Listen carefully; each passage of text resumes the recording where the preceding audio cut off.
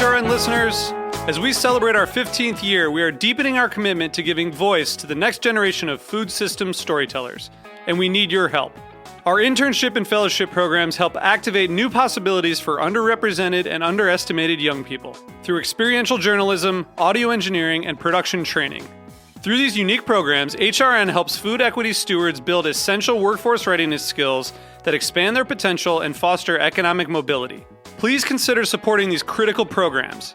And with a minimum donation, you can be entered to win a dinner for two at an amazing restaurant in one of 8 cities and tickets to a concert at a great venue in one of those cities.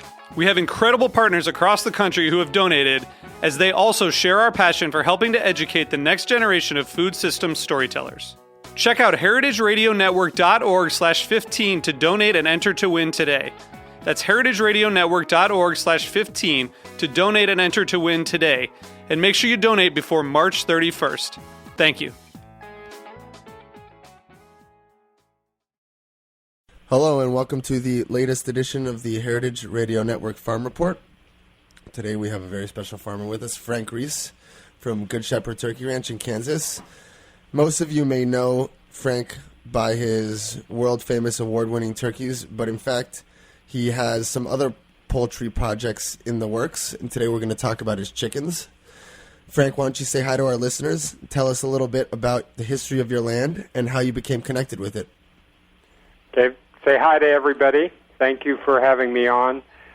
I am a fourth-generation farmer here in Kansas. My farm is 160 acres, and I work with a co-op of farmers throughout Kansas to produce poultry, chickens and turkeys and ducks and geese, and have been doing this raising poultry and chickens and turkeys for over 50 years. I gotcha. So now, a lot of consumers, buy chicken on their local supermarket, and they don't really know what breed it is or what the characteristics of that breed is. I understand that you've got several different breeds. Why don't you tell us a little bit about each and what distinguishes them from one another? Okay, yeah, you're right.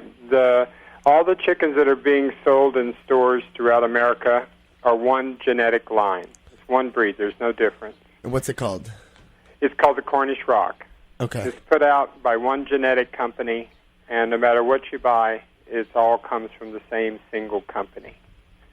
As far as the genetic line, there is no biodiversity at all in our poultry world. But what we have here is the old original meat breeds of 50, 60, 70 years ago. We do the Barred Rocks, the New Hamps, the Cornish game, Indian game. We do the Jersey Black Giant. We do the Silver-Laced Wyandotte, the Buff Orpington. These were all the early meat breeds when there was still lots of diversity. So the 2 or 3 of these that are your favorites, what are their taste profiles? What sort of flavors differentiate them from one another? Okay, that's an interesting question, and the best way that I want to explain it is that if you go back many years ago, especially much of the industry was based on the New York market. The whole broiler industry and selling meat fresh really did start in the large cities and in New York. But what used to be unique back then was that you could go into your local meat market, your local grocery store, and they had a variety of breeds of chickens that were unique for certain recipes, certain ethnic groups, and so it was much different than what we have today. Much more educated consumer base. With that, and you could actually choose. Sure. If you wanted a 2.5-pound chicken, or if you wanted a 3.5-pound, 4.5-pound, 6-pound, there were certain breeds and varieties of chickens that met certain recipes, certain things. If you were going to do a Sunday fried chicken, you would probably have gotten a young Barred Rock or a young New Hamp that were specifically designed for that market. Let's say you wanted to roast a nice big chicken, you'd probably gotten a Jersey Giant that was designed and bred in the state of New Jersey back 100 years ago just for that market. And so but let's say you wanted to make chicken and dumplings or matzo balls or something. Well, your grocer actually had old hens, which is unheard of today, that had lots and lots of fat and flavor from having grown and been around for many years. So you could even buy an old rooster. And you're saying we've lost that diversity to greed and big agribusiness? Yes, it is completely gone. If you go and you buy a roasting chicken today, I don't care if it's free-ranged, organic, all-natural, Amish-raised, whatever, and that chicken weighs 5.5 pounds, that's the same genetic animal that's sitting right next to you that weighs 3.5 pounds, but instead of killing it at 42 days, they killed it at 62 or 70 days. And so it's still the same animal. They just fed it a little longer and then killed it. The industrial chicken of today grows at a rate of 300 times faster than the old original chicken. Why? And Because that of the has genetics, nothing or to because do of... with hormones, or it has nothing to do with what they feed them. It has nothing to do with any of that. It is genetic engineering at its best. So there's a difference between selective breeding and genetic engineering. Selective breeding has been around for thousands of years, but the philosophy behind selective breeding is totally different than genetic engineering. And a lot of people confuse genetic engineering with genetic modification. Uh-huh. GMOs is when you actually take a gene from another organism and put it in a different organism. Genetic engineering is when you approach an animal and you decide, what is it that I want it to do? The philosophy behind it is I want that chicken to produce meat at a much more rapid rate. So I begin to select through thousands and thousands and millions of chickens, those chickens that will grow very rapidly, until you get down to that single genetic line, after repeating it over and over, that will grow at that rate. Now, you never take into consideration the well-being of the animal. You do want the animal to live, but live only long enough to produce what it is you want it to do. And so you pay a price, or the animal pays a price for that rapid growth. Uh-huh. The species pays a price. Yes. You know, what I tell people is like we decide that we're only going to allow humans to reproduce, that can produce children that by the time they're 9 years old, they weigh 300 pounds. I mean, it's like a eugenics movement. That's the concept behind eugenics. That's exactly what it is. But they've done a brilliant job of it. You know, chicken is considered cheap food. Right. Because they have so isolated the genetics that a multi-billion-dollar industry everywhere from, chicken nuggets to chicken everything is all built around this ability to produce this meat at a very, very rapid rate. It's all about feed conversion. Okay. How much feed can you put in the animal to get the most amount of meat, or the least amount of feed into a bird for the most amount of meat? So now I understand that you use some selective breeding methods in your turkeys and in your chickens, but you do it in a very different way. Is that right? Yes. Yeah. Okay, so explain to us the differences between your selective breeding process and the big agribusiness mass production model. Okay, when I go out into a flock to decide who's going to be a breeder and the hens and what roosters and hens I'm going to keep, I always take into consideration the well-being of the animal. Will the animal live a long, normal lifespan? Can the bird still move naturally? Can it still walk naturally? Can it still breathe without any problems? Can it withstand lots of different environments? Can it withstand extreme heat, extreme cold? Does it have an excellent system? I'm able to raise my chickens, and I have for 50 years, with no use of antibiotics or anything, because I raise healthy birds that still have an immune system. So you're saying that the bird that you want to produce is a bird that's as good a bird as it can be, not as good a piece of meat as it can be. That's right. Okay. And then, so helping a bird... And diversity You know, that is what's the other important part. We pay a lot of attention to diversity. By that I mean we pay a lot of attention to the bloodlines so that we don't have inbreeding. We don't have, a small genetic pool, because that's when you start getting into all these problems. So talk to me a little bit about this risk of losing biodiversity and how you are preserving it. That is very, very important to me. Most of these bloodlines that I have, I know their lineage back 50, 60, 70, 100 years or more. And there's getting to be very, very few of these old breed lines still left. And if we lose them, and we've already lost a number of them, they are gone forever. You will never have them back again. They're gone forever.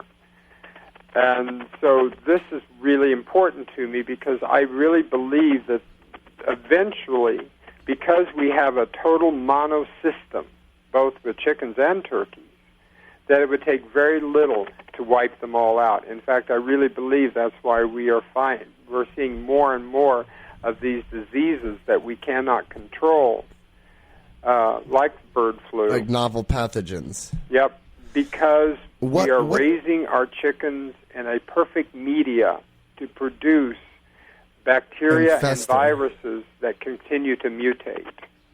Huh. Where if you have, I always tell people, in Mother Nature doesn't need antibiotics to stay alive. Mm-hmm. Mother Nature has been around for millions of years and has done very well with its animals on this earth without the use of antibiotics, and we need to pay attention to what Mother Nature chooses. Mimic her processes. Yep, how she processes things. Okay, so you're known in the realm of turkey raising for your uncommon ability to pick the strongest candidates for selective breeding. Do you look for similar traits in your chickens that you do in your turkeys, or does something that would make a turkey a good candidate for breeding actually show that a particular chicken would be bad for breeding? Do you look for the same things? What's your criteria there? It's very similar. Very similar? Very, very similar in picking good breeding hens and toms and turkeys, the same as it is for chickens. And what makes take a good into the breeding same hen? consideration, because both of these animals, you're asking them to do the same thing, and that is to produce meat, to produce a nice carcass that people would be proud to eat. And so you do start selecting, but we just don't push it to the point in which the animal has problems.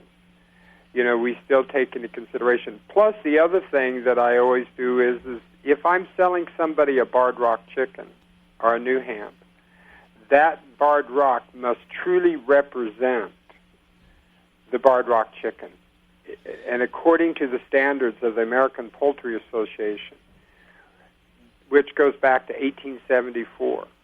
And the barred rock was the chicken that was the number one meat chicken in America for 100 years, until it was replaced by the factory chicken of today. So you bring up the APA, the American Poultry Association, and all of your chickens, and actually all of the birds that you raise, meet the APA's standards of perfection.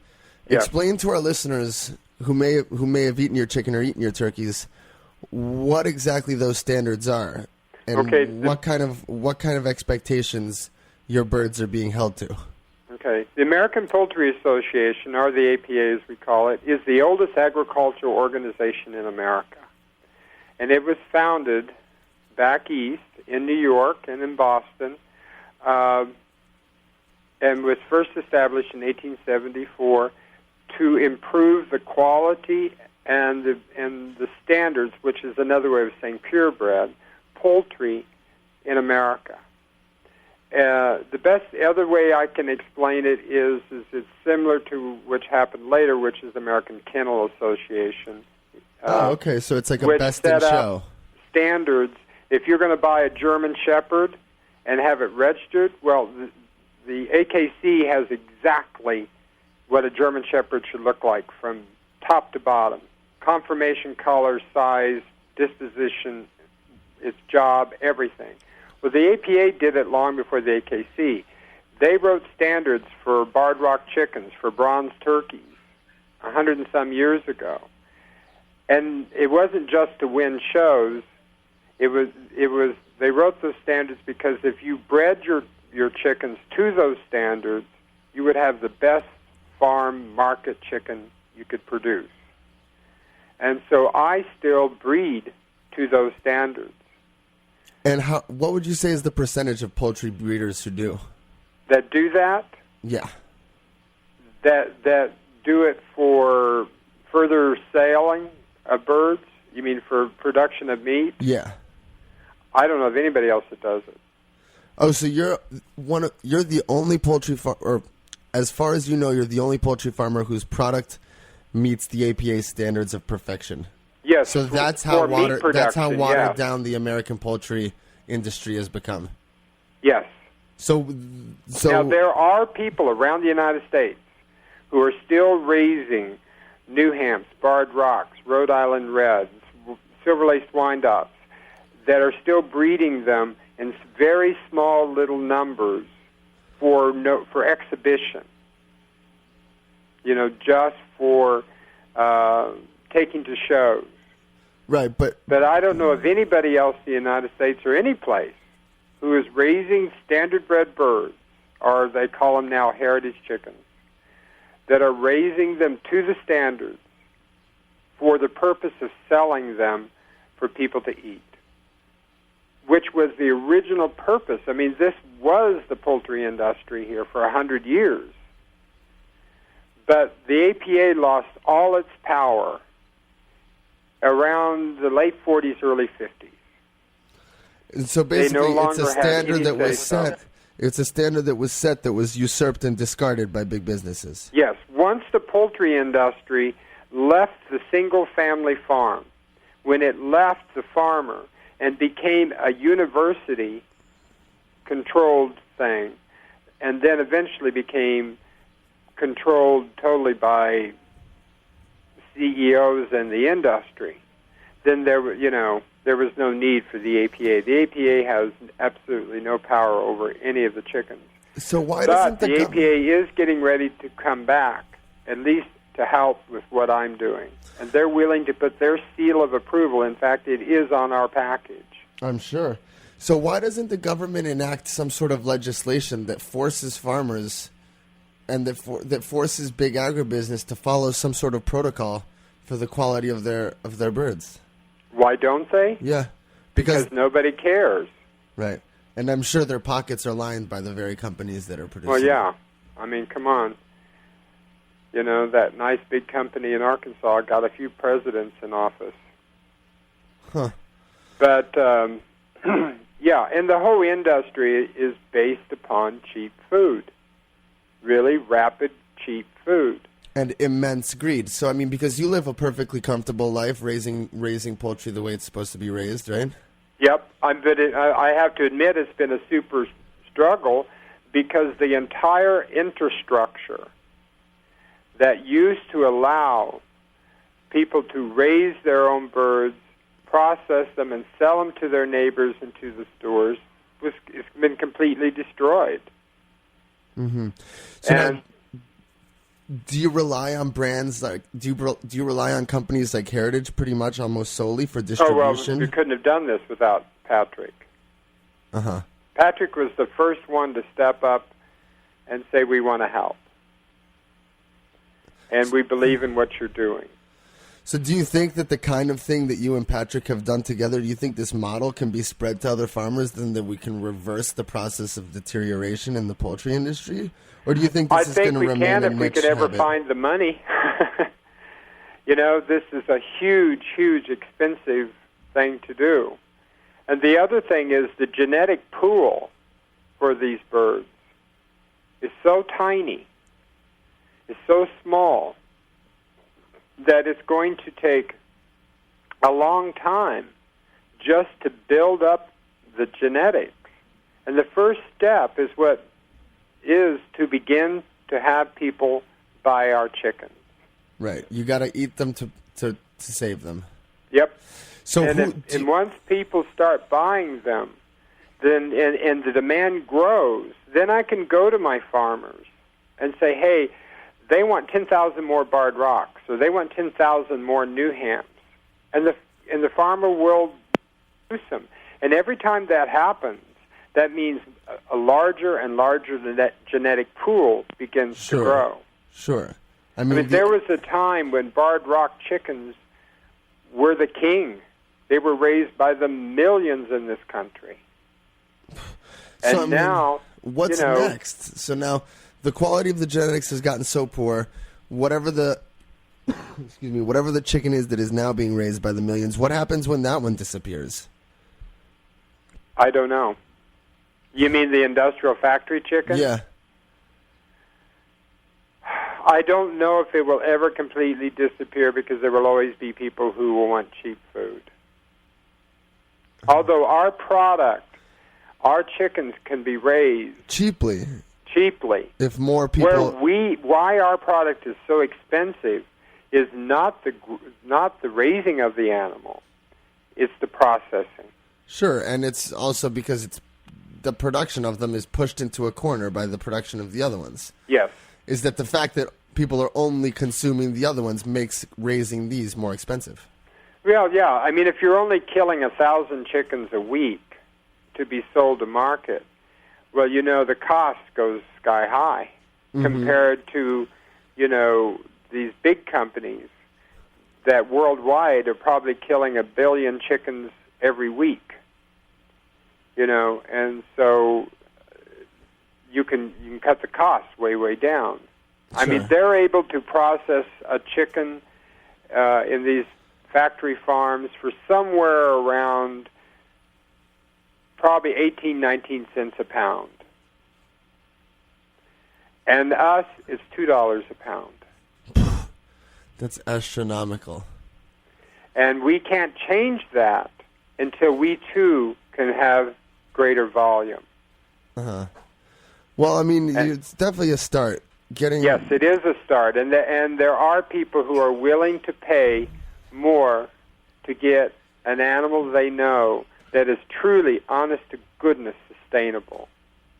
I mean, you could take our chickens anywhere in the world, and they would survive and reproduce themselves. All factory chickens, I don't care if they're free-range, organic, all natural. Dead in a week if humans died.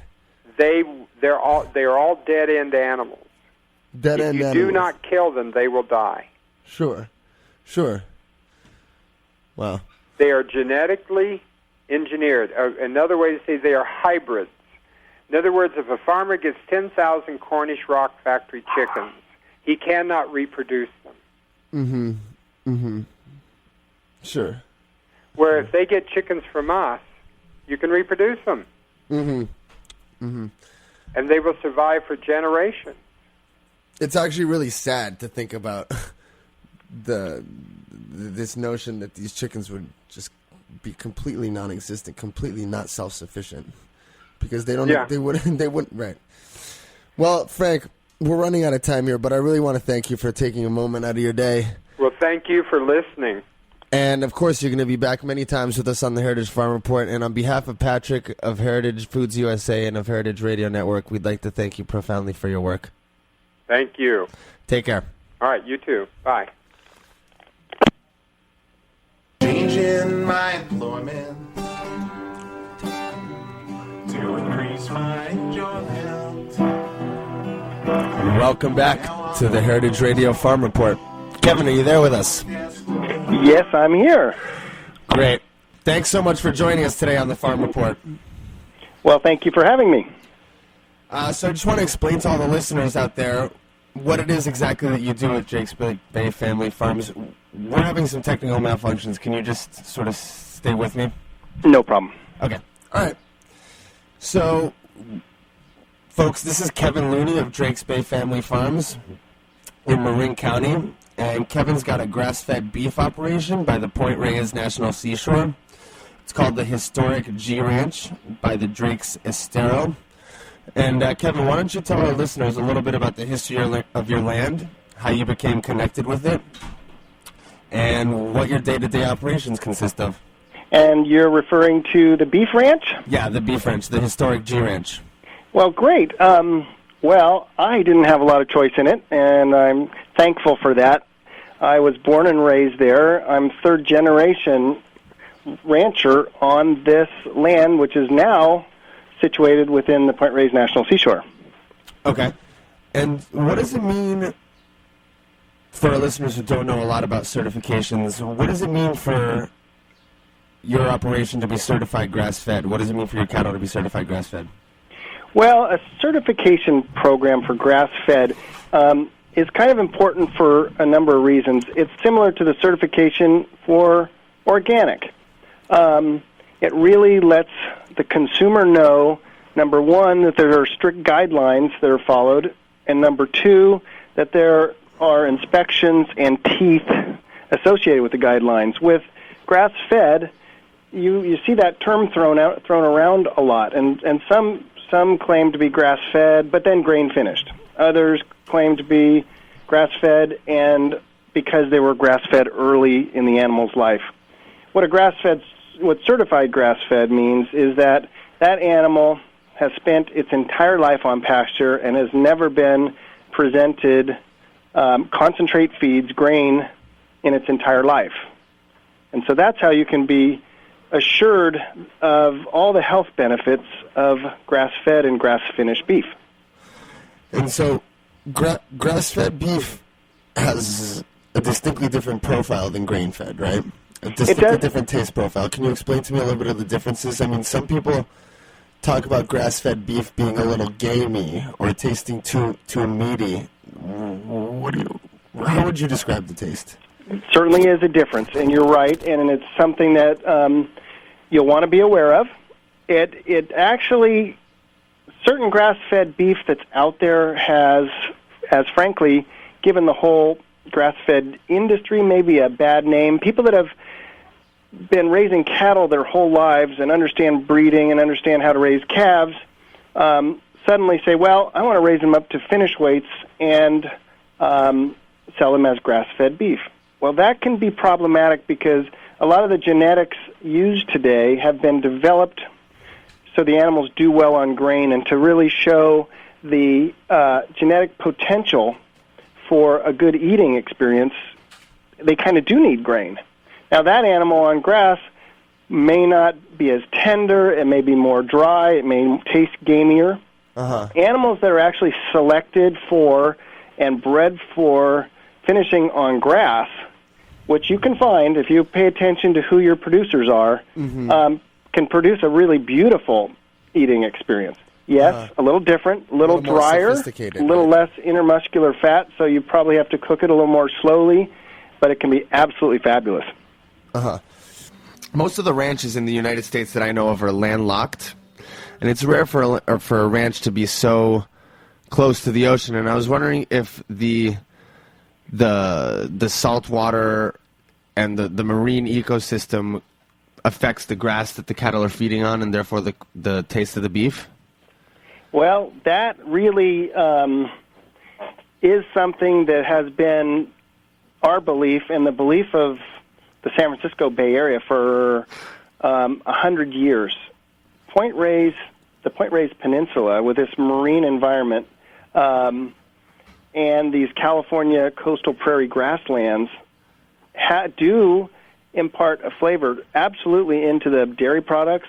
The butter's been has been, nationally recognized for, all this time. Everybody wants to come to the Bay Area to taste this butter.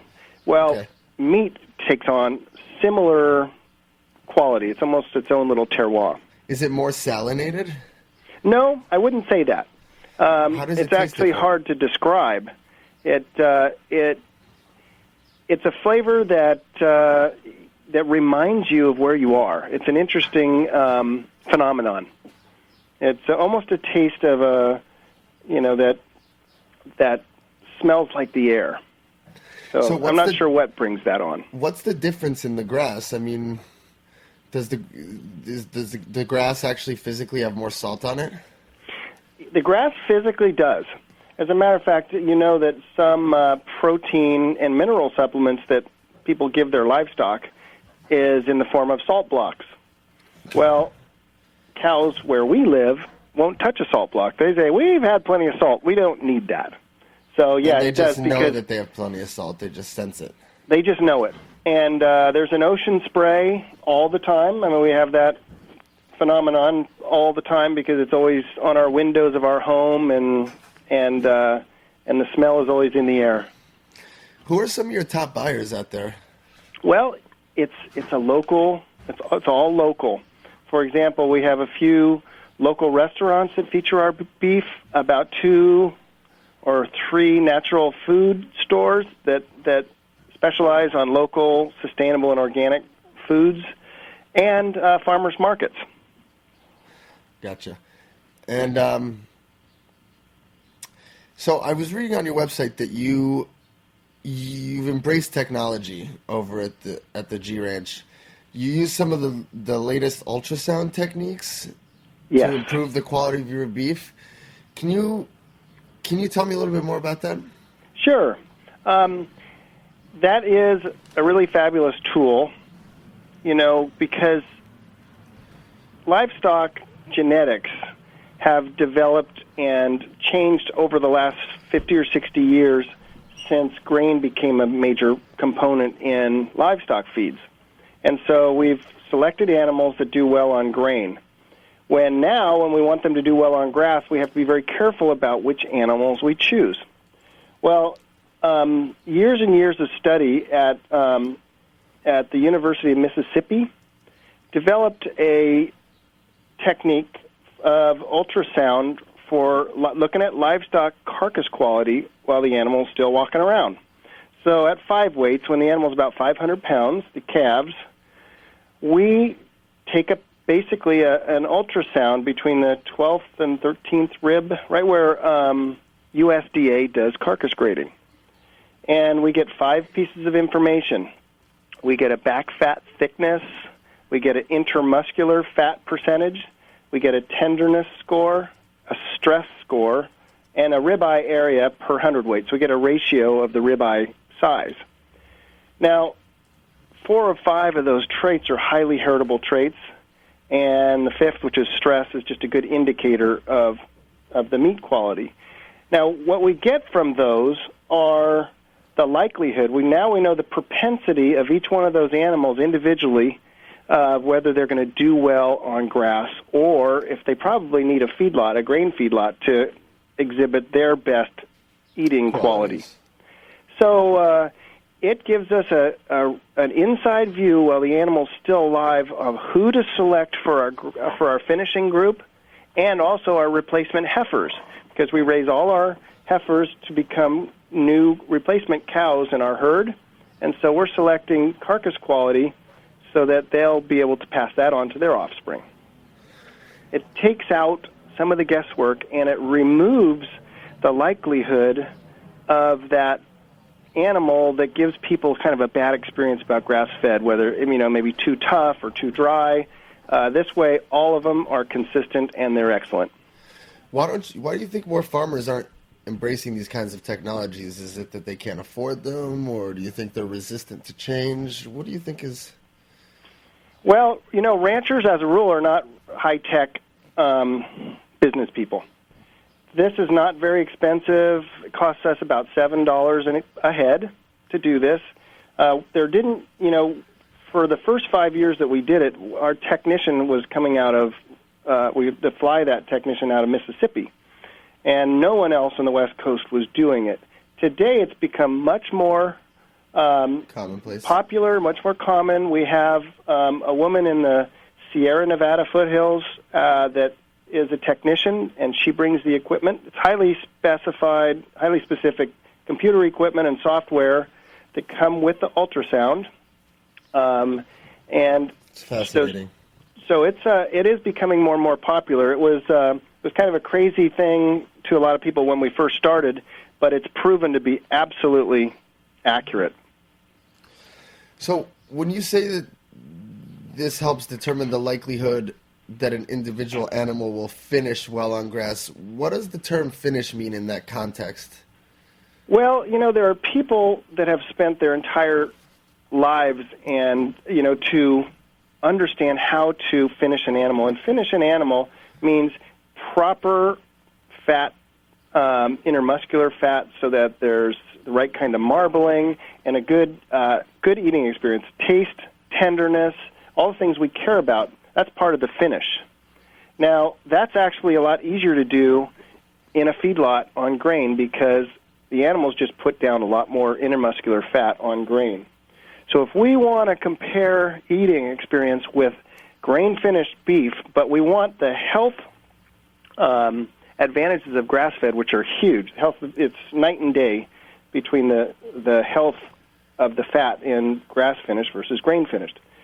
So it's harder to do on grass, so it really does take a lot of focus and using these kinds of technologies to help us ensure that we can get that intermuscular fat and we can get that tenderness we're looking for. Why are grass-fed animals so much more healthful? Well, a grain-finished animal, when you begin to feed an animal grain, and when I say begin, I mean within the first week of feeding a ruminant grain. Ruminants weren't designed to eat grain. They are grass eaters. So grain is something that's abnormal to their bodies, and when they take in that grain, what we learned after World War II is, look, they do beautifully on grain, they grow fast. If you feed too much of them, it kills them, but if we're careful about ramping up the grain, we can put weight on cattle quickly. What we didn't realize is what we know now, it completely changes the lipid profile. The fat in a grass-fed animal is high in conjugated linoleic acid, and it's high in omega-3 fatty acids. It's extremely healthy. It's like eating skinless chicken. Compared to grain-finished beef, which has really given red meat a bad name over the years for cardiovascular problems and other problems. Frankly, doctors all over the nation are prescribing grass-fed beef for cardiovascular patients. So it's truly a night and day difference when it comes to, human health.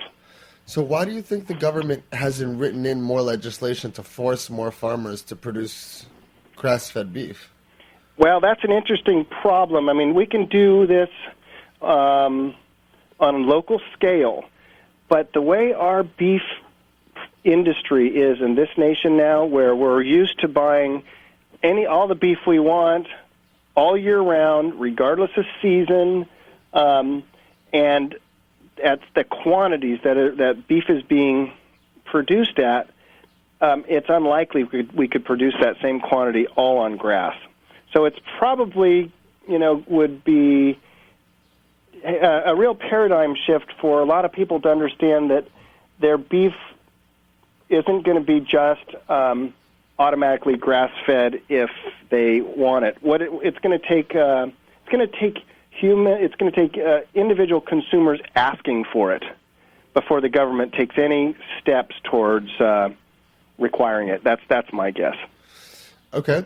And to improve the genetics of your herd and the general well-being of the species of beef that you raise, do you do some selective breeding? What are the practices that you engage in that ensure the genetic quality of your breed? Okay, well, I answered part of it on the female side, how we select our heifers. Now, the other half of the genetics is how we select our bulls. Mm-hmm. So if we're going to use bulls for natural breeding or if we're going to use artificial insemination, we actually look at those very same carcass quality points on the bull and the bull's offspring. They actually what they call prove a bull by selecting that animal as a calf to be a sire, and then they let that bull have some calves, and they check the offspring, and that gives us what the predictability is for that animal to, father good carcass quality animals. So when we select bulls, we select proven bulls. that will improve carcass quality and will improve feed efficiency on grass. And that's part of our selection process. And again, 5 years ago, these kinds of traits, these kinds of genetic traits, weren't even talked about in the bull magazines and in the sire descriptions. Today, as grass-finished and grass-fed is more and more popular, we actually have those identified for us. I see. And how many heads of cattle do you have?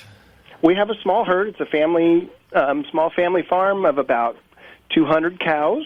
Uh-huh. And then we have the group of finishing animals of maybe another 100 or so that are in that cycle from calves up till time for harvest. And what's the maximum size you think that your model can sustain? It could be any size. It actually would be more efficient. What works best are a number of ranchers working together, forming either cooperatives or at least groups working together, because where it's very difficult to work on your own on a small herd like this is processing and distribution. Because right now, most of the animals in the nation are killed and processed in just a few places around the nation, just a handful. And so that's in the Midwest, right? That's right. Where are those places? Those I don't know exactly where they are. Kansas, Missouri. Yeah, I would be guessing. I don't know exactly the location, but in the Midwest where the grain's grown. Uh-huh. And so we need small-scale, regional processing, and that's how our food system and our beef system was. But it's changed, again, since the 1950s when transportation became cheap, oil was cheap, and commercial fertilizers are available, and we learned what grain finishing would do for animals. The whole industry transitioned from a local system to a national system. So trying to move backwards is a challenge because our local processing isn't there. Mm-hmm. So our biggest stumbling block, our biggest limiting factor is what to do after you. Yeah, because we love raising animals, but we're terrible marketers. I mean, we try. Uh-huh. So maybe we can help you market your beef over here at Heritage. Well, great, thank you. Well, so we're running out of time, but I want to ask you one last question.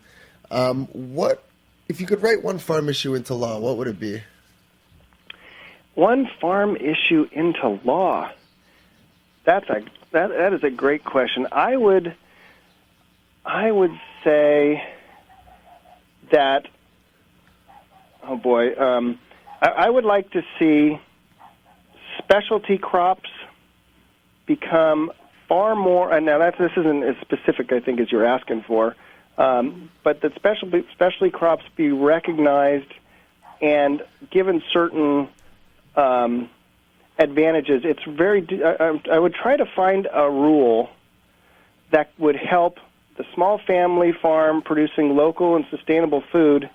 There is no way they can compete against big agriculture. Mm-hmm. How can we level that playing field so that small family farms once again can have an opportunity to compete and to recover? And so instead of losing over 50 family farms every week in the nation, we start going the other way around. Is that the pace we're at? Yeah, we're at a very, very scary decline of the small family farm because we can't compete with the big agriculture. So what happens when we lose all the family farms? No biodiversity, and a pathogen could wipe out an entire food. That is absolutely true. Absolutely true. And we've lost a piece of our history and culture because once those family farms really are gone, those families are not likely to turn around and go back into business. Sure. Now is the time to save them. Okay. Well, very well said, Kevin. We really appreciate you taking the time to talk to us today. Well, thank you. And Lorenzo, thank you for what you do. Oh, dude, it's our pleasure. So hopefully we'll speak many more times in the future. Please do, anytime. Okay, Kevin. Take care. Have a nice evening. You too. Bye-bye. I shall